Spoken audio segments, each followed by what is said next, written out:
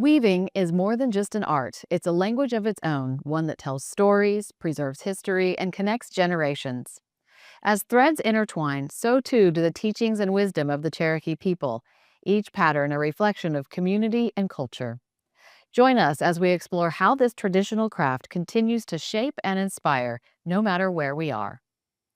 Osio Nagad, Nokwisi Dagwado. I'm Jennifer Lauren, Cherokee Nation citizen and host of Osio, Voices of the Cherokee People, and Senior Director of Cherokee Film. Welcome to Chalagi, wherever we are. We'll start today's show with remarks from Principal Chief of the Cherokee Nation, Chuck Hoskin Jr. Then Chief Hoskin will join me here on the couch for some Q&A. After that, we will join Deputy Chief Bryan Warner, who sat down with Cherokee National Treasurer Cathy Abercrombie. Next, I will be joined by District 2 Council Member Candessa Tehee, who is also a Cherokee National Treasure in finger weaving.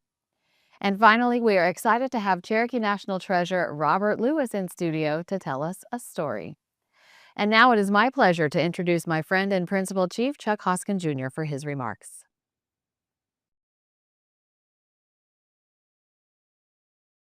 Osio, thanks for joining us again as we explore another traditional Cherokee art. Finger weaving and loom weaving hold a vital place in Cherokee culture, blending artistry, practicality, and storytelling. These intricate crafts, passed down through generations, embody the resilience and creativity of the Cherokee people. These are not merely time-honored techniques for creating clothing or ceremonial items, but are expressions of Cherokee identity, connection, and culture. Finger weaving is one of the oldest forms of textile creation among the Cherokee people. It requires no loom. Instead, strands are interlaced by hand to produce belts, sashes, and straps. Each pattern tells a story, with designs like diamonds and zigzags often symbolizing balance and movement. And many designs are reflections of the natural world Cherokees witnessed. Finger weaving demands patience and skill, and each piece reflects the weaver's artistry.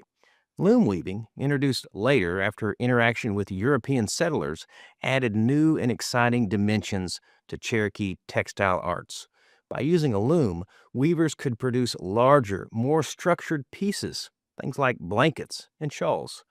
Despite its foreign origins, loom weaving was adapted to incorporate traditional Cherokee patterns and colors. By blending new techniques with traditional aesthetic, the expanse of creativity grew. Materials and colors in both forms of weaving are deeply symbolic. Natural fibers like cotton and wool are often used, while plant-based dyes create hues that carry meaning, red, brown, and yellow, for example. Weaving, either by hand or loom, are both functional and decorative, but more importantly, they are woven records of Cherokee history and culture. Through workshops, community events, and individual teaching, modern Cherokee weavers work to preserve these traditions. As we teach a new generation, our tribe's culture and stories remain alive.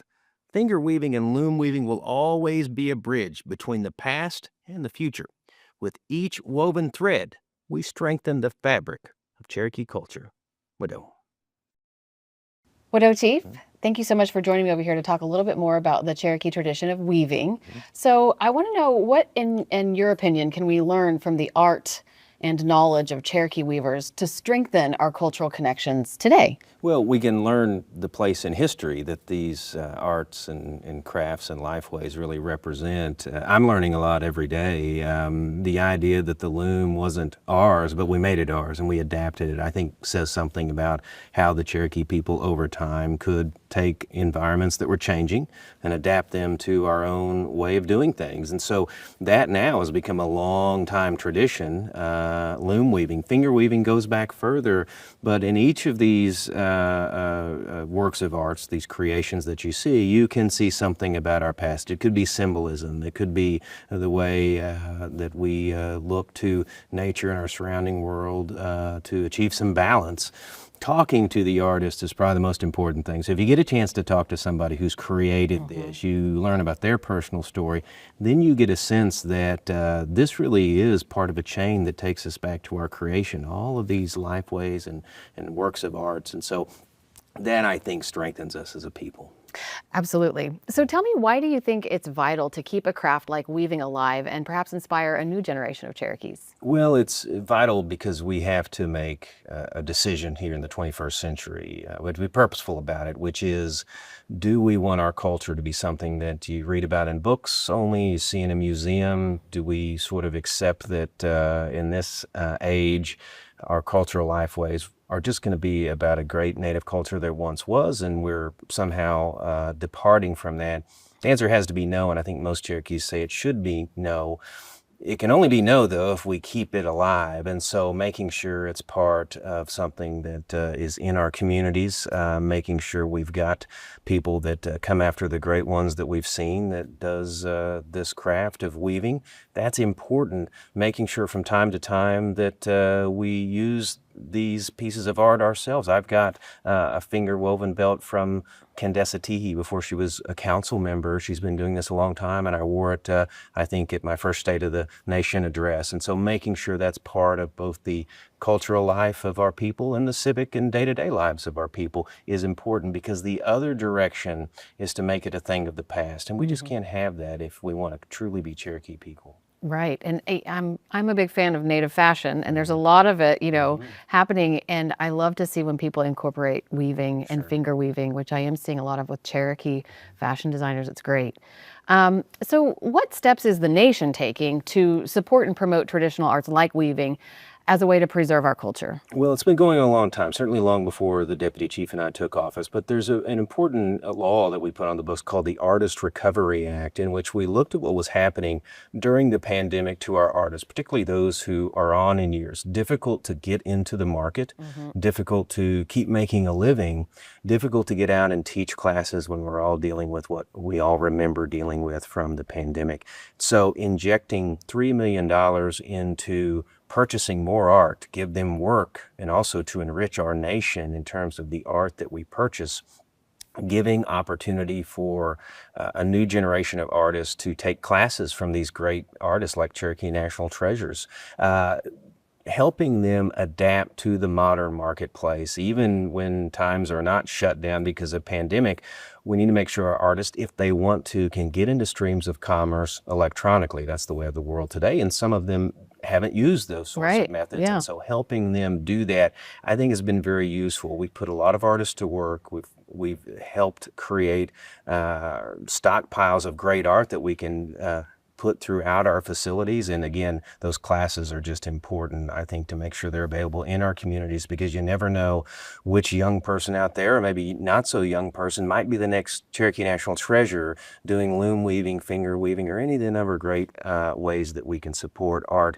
And of course, we've got the great art shows that people have come to just look forward to every year. Then there's some really innovative things I've seen. You and I were talking earlier about Cherokee fashion, and there was the fashion show that was put on, I think, at the Anna Cultural Center last year. Those things happening mean that we're going to sustain this. We've got a generation coming up that finds this accessible and exciting, and that means I think we've got the right strategy. And it's a way to show your pride, It when we are absolutely. supporting our artists and wearing their things. So very cool. Thank you so much for all you do for supporting our artists and for joining us today. Thank you.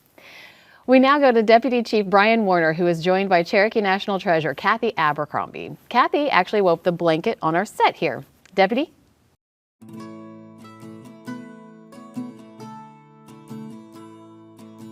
Thank you all for being here. Another episode of Cherokees Wherever We Are. Take a guess where we're at today. We are in the Oak Hill community, a great place to be. I am joined by Miss Cathy Abercrombie. Cathy, thank you for being here. It's such an honor to be here with you. Well done for being out here. You bet. I'm looking at all this beautiful material, and and it starts to take my mind back to our broad cultural identity, our artistic sense as Cherokee people. Tell me a little bit about, how does weaving fit into that cultural identity? How does it fit into what Cherokees did as artisans? Well, we know that we've always had finger weaving and twining, but Cherokees were one of the first tribes that actually had floor looms where we could make our own cloth. Cotton and wool was a big trade item, but we were able to weave our own cotton and our own wool for yardage to make our garments with. Well, and and so that's very, I can remember when I saw my first loom and what I thought about it, but I noticed the intricate detail in the patterns. Tell me some more about some of these patterns and the different things. Well, just like basket weaving, you made your patterns, and we know we have our traditional Cherokee designs. So it's the same way with loom weaving. We have herringbone and plain weave. The diamond weave is what Cherokee are more known for. Right. It's one of my favorites because it was my great-grandfather's ranch brand. Okay. And that's kind of what my granny was known for. So that's one of my favorites to weave. This year I am cutting down to 2 shows. Okay. And I'm going to try to create some of our iconography on a loom, which is something I haven't seen before. Awesome. Well, and I'm looking here, we've got different types of materials. Tell me a little bit about the materials that you use. Well, at Oak Hill, the first year they started with hand spun from Navajo wool. They went to commercial wool. And in the 50s, they had a contract with suit makers in New York City. And in this little community, they were weaving yardage to send to New York City and tailors, which I think is pretty cool. That is very to cool. even know that they're out here. Good. In the 60s and 70s, they went to acrylics. And I started weaving in 1970 when I was 8. So then when I inherited the looms, I went back to wool. I've been going back. This is one of Granny's. And it's a very fine wool. So this is the kind of wool they started out with. Okay. And so now I've gone back to wool. I keep going, I go modern with my designs, sometimes especially my shawls, but on my fabrics, now I'm going back to hand spun wool, and now I'm starting to use bison wool. Very neat. So talking about that bison, where do you source these materials from? I sourced my bison from a lady in Montana. She processes the hides herself, and then she has the wool spun, the bison wool spun.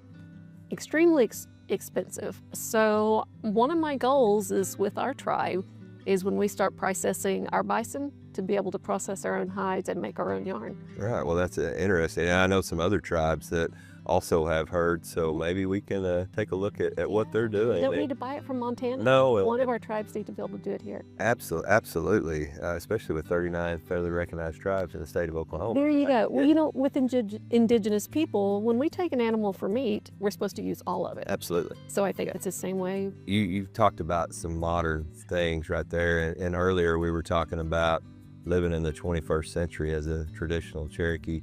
Tell me how you're kind of blending these two worlds together, and it's really a natural process, but tell me some more about modern textiles and how you handle those. So we were talking about blending our traditional with our modern. I think it's in our DNA to do it because I think we do it more than we realize without really planning it out. My favorite thing to do is shawls. Hands down, my favorite thing to do. With the blankets, I have to be more traditional colors, the same thing repetitive. My shawls, I can cut loose and have fun. They can be wild colors, wild designs. So one thing I started doing was adding fur to my shawls. It was something I thought modern because my grandmother, my aunts didn't do it. I started doing sheepskin, Icelandic sheepskin, caribou, reindeer, and now bison. And I was thinking about it as a being progressive. Right. As one day I was slicing up a bison hide, and I realized I've actually gone back in time. Absolutely. Back before we were even using yarn, back when we were using hides and bison hides. So that's one of my favorite things to work with now. Well, earlier we were talking, and when I walked up, we've been talking so much about the different things, but I noticed this jacket. Tell me a little bit about this jean jacket right here. It's pretty cool. This is my daddy's jean jacket, and he just won something with my weaving on it. And you didn't get to meet my daddy, but he would stop you and show you something that his daughter had done. And so I just made this coat for him probably 25 years ago. You understand exactly where you're at. You understand where Cathy Abercrombie's at in her life. And tell me how that's been, passing that tradition down. So I started weaving when I was 8 years old. I was blessed to inherit the looms. So when I inherited the looms, I knew it was my responsibility to pass it on. I didn't have girls, I have 3 boys. They all weave, thankfully. They let their mom bully them into weaving. They're all award-winning artists. And at the time, they were the only documented 4th-generation Cherokee weavers. And that's awesome for my kids. It's not awesome that they're the only ones. So now my grandkids are the 5th generation. Okay. We got to document them weaving. They entered their first art contest and won ribbons. So we have now award-winning 5th generation. But my next goal is to build another studio here at Oak Hill. And not just my grandkids, I want all of the grandkids from the original weavers, not just my family. There were at least 50 people that we know of that were weavers. I want their grandkids to be able to. Absolutely. Tell me a little bit about what's behind us and what that means to your family. You'll make me cry. That is home to me. We actually lived across the road when I was born, but my daddy was 5 when my grandparents moved into this building. They were the caretakers for 40 years. So this was literally home to us. Right. And they stayed there for 40 years. So to get to build a new community building, I moved back from Missouri about 7 years ago. And everything for me is getting back to Oak Hill and getting our community, going again and teach weaving again out here. Well, we were talking, how do you live that in the 21st century as a traditional Cherokee? I think that would be something that would be fantastic to see right here again. And, so you still, going back to those looms, though I'm very interested, you still have those looms and everything, they still functioning? And so I have 2 of the original looms from Oak Hill. My aunt and my granny, or my aunt and my granny bought their looms from Oak Hill.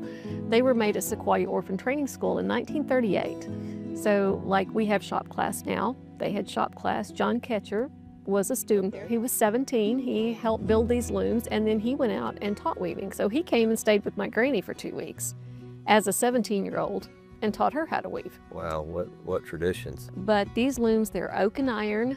And I just think now, since my kids have made things in ag, I think about these students. Did they know that 80 years from now, someone would still be using those same looms? Wow, that is that's interesting. All the way from where these came from to today. You've done a wonderful job passing these traditions down, and I know you're not finished at all. Not at all. And we're looking forward to more and more. And these the material that you work with, the patterns that you weave, Cathy, they're phenomenal. And the conversation has even been better. I think we just need to continue this. I think so. I think so. It's like a lot of people don't understand. I think that's why we don't have as many weavers. Not very many people can afford to build a building to put a loom in. Right. And that's why in olden times there would be one weaver in the town. And I think that's a big problem now. We don't have space for looms. Right.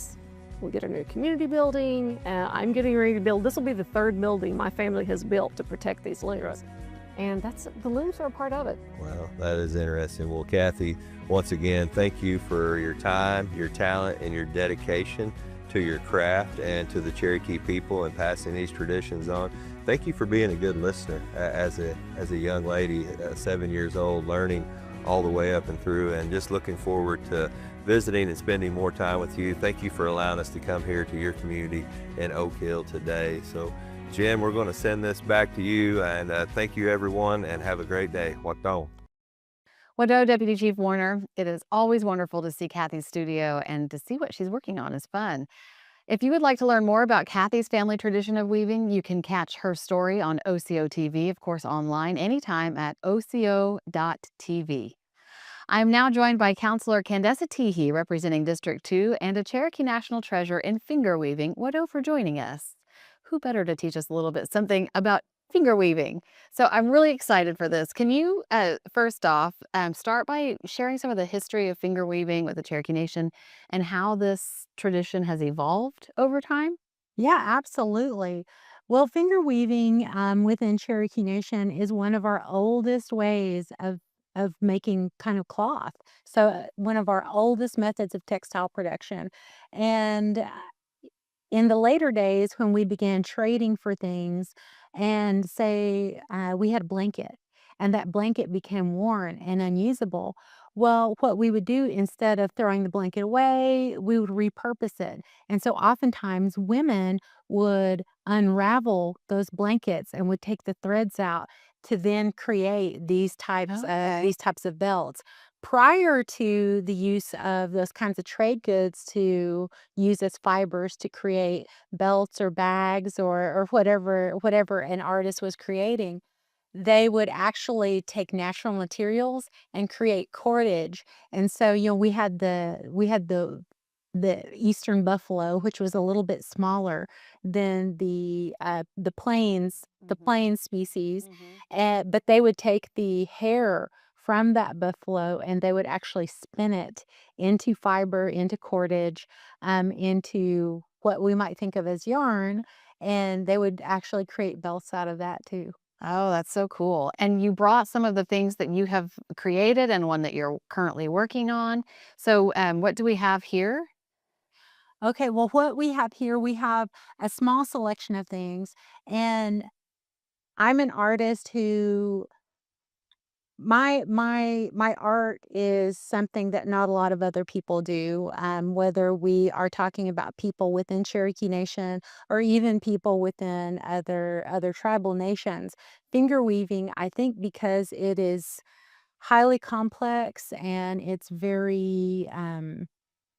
very repetitive. So there aren't a lot of people that do what I do. So I'm not able to keep a lot of inventory. Yes. So this is kind of all that I have on hand. Um, Well, they're gorgeous. Thank you.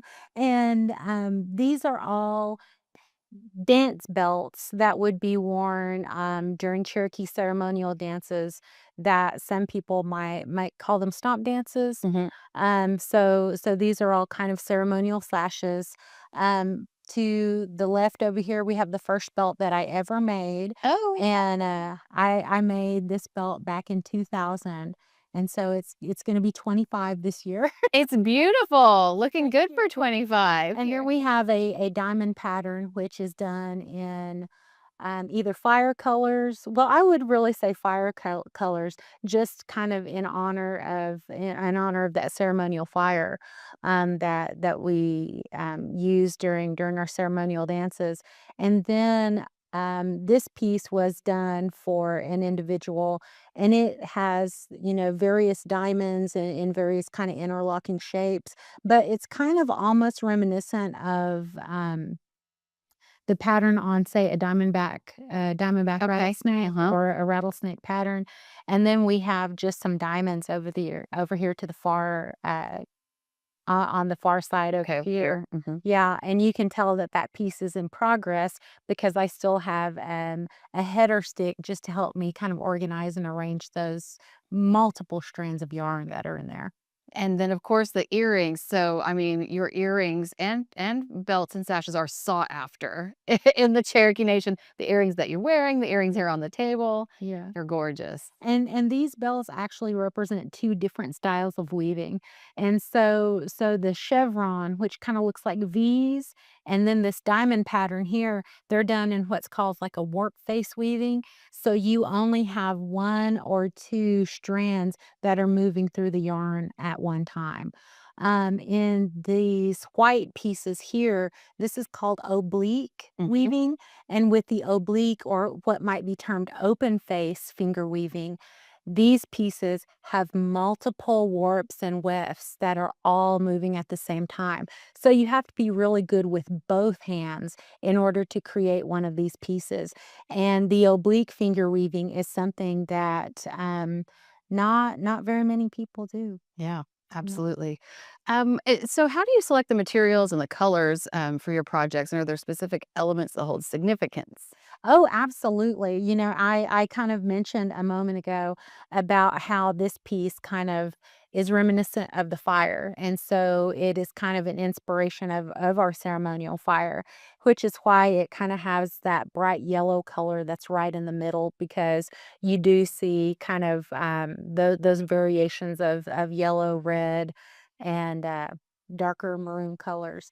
But I wish well, you can actually see it on the earrings over here, and that is a double lightning design, Mm. and that is meant Yeah. to evoke, the lightning bolt as it strikes from the sky to the earth. Um, I've been told in the past by, Lauren Drywater that the diamond is to symbolize the diamondback rattlesnake because of the historical significance that rattlesnakes play in Cherokee culture.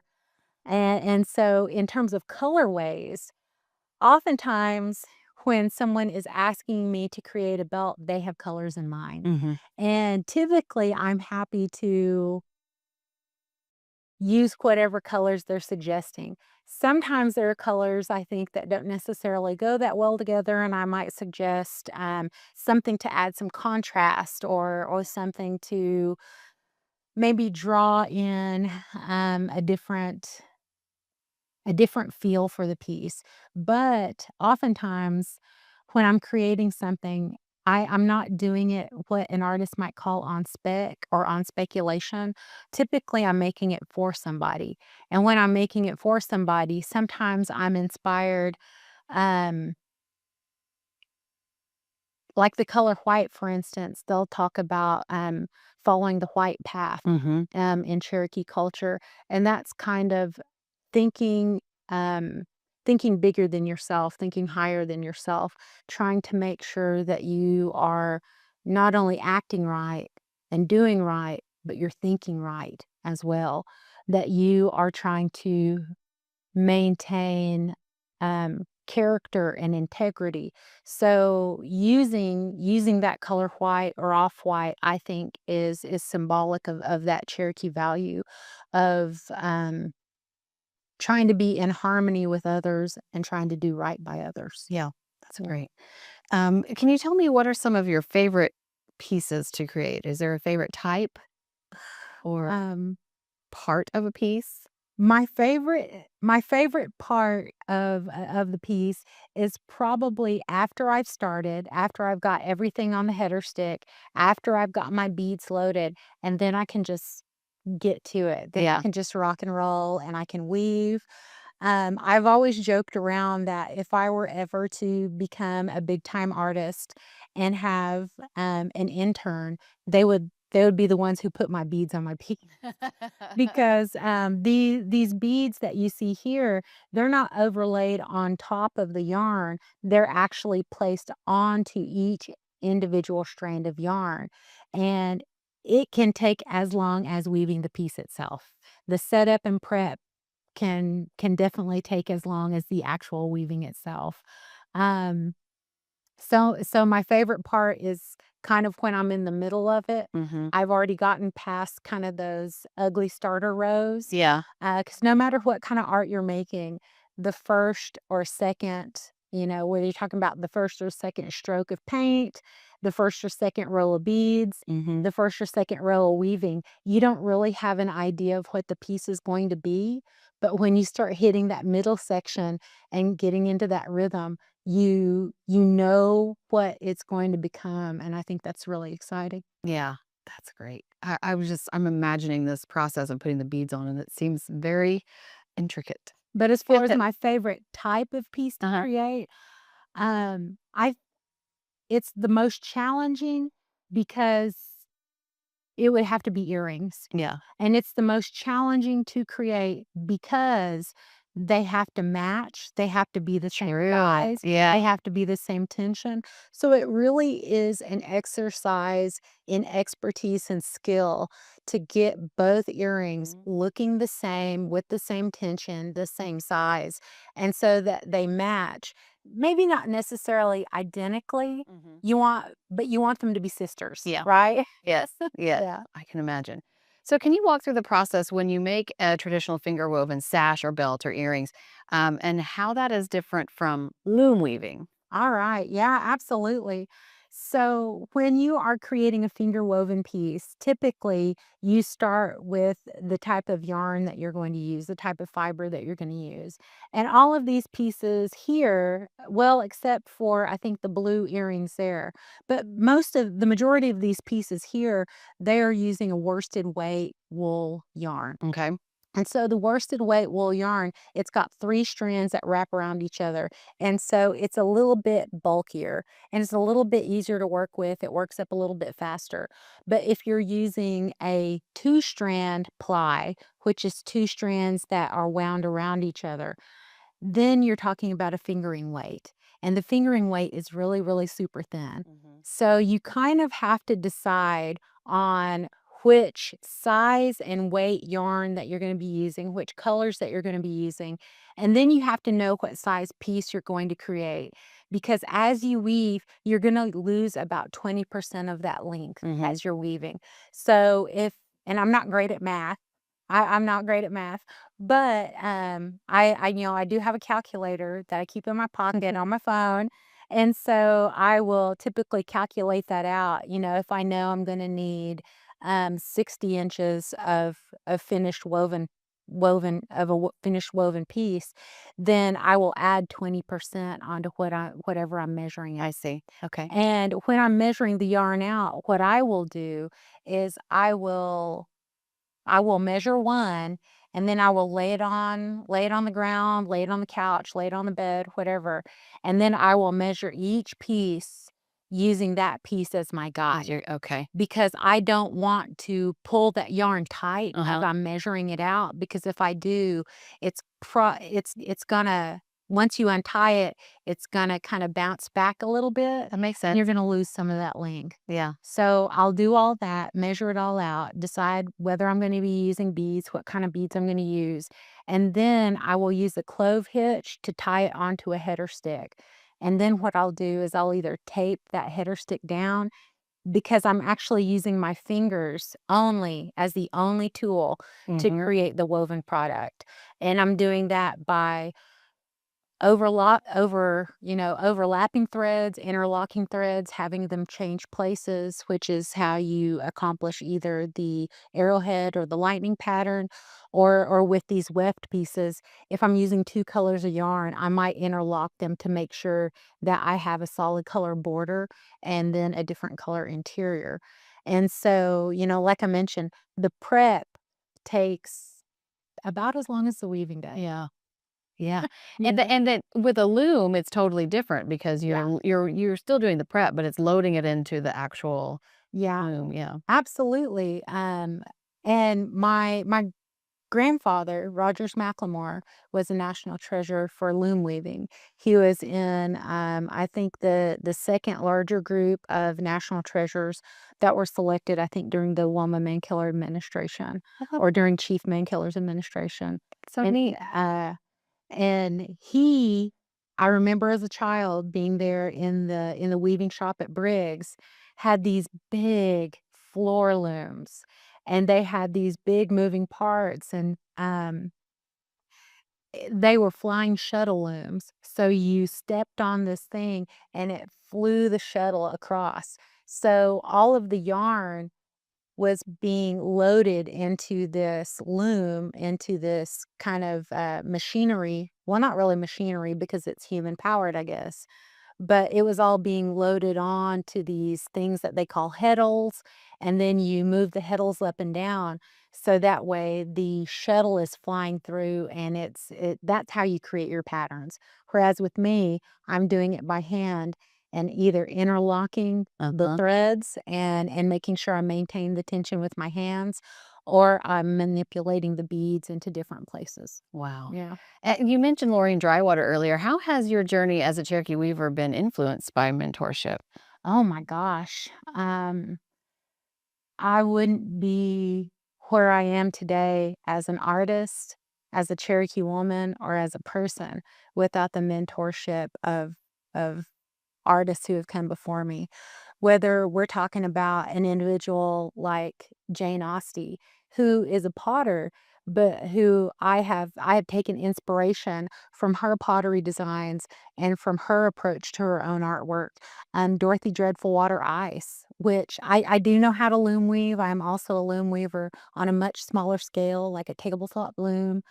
And Dorothy, she was the one who taught me how to do that.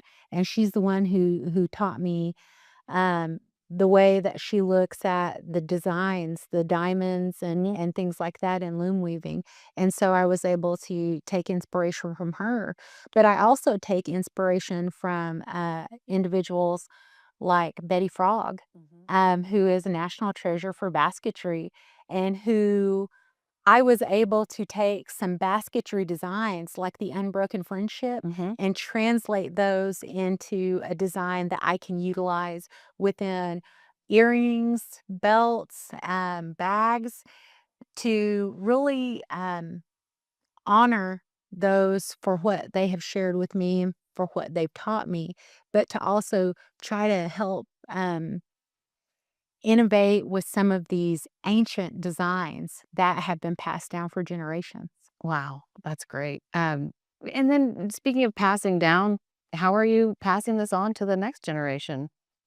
Well, I do have 2 daughters, Yeah. and I have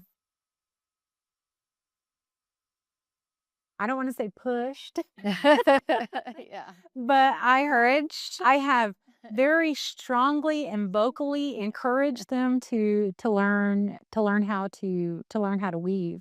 And my oldest daughter, before she went to college, she was entering art shows, and she had won some youth awards for her finger weaving.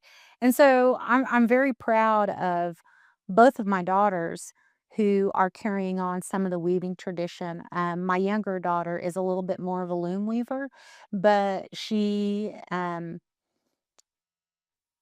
enjoy this kind of obsessive repetitive work that goes along with it, Uh-huh. with finger weaving, and Yeah. and and I think she's gonna start picking it back up.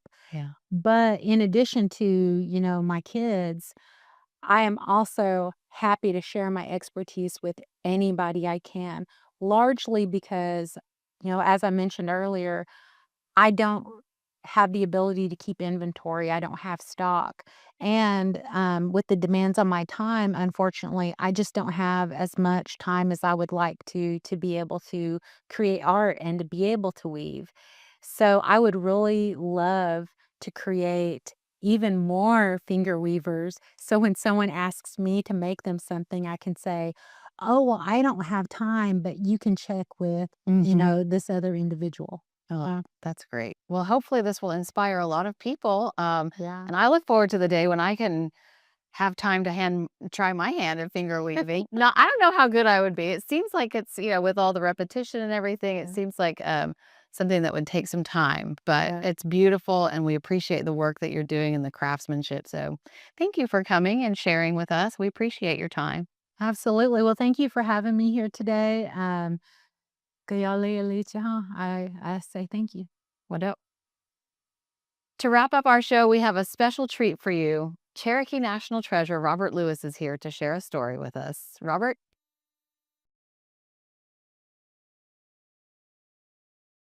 Osio, Isil Dogwado, Jalagi Sawoni. Isil's my Cherokee name. Jalagi Sawoni is asking a question. Do you speak Cherokee?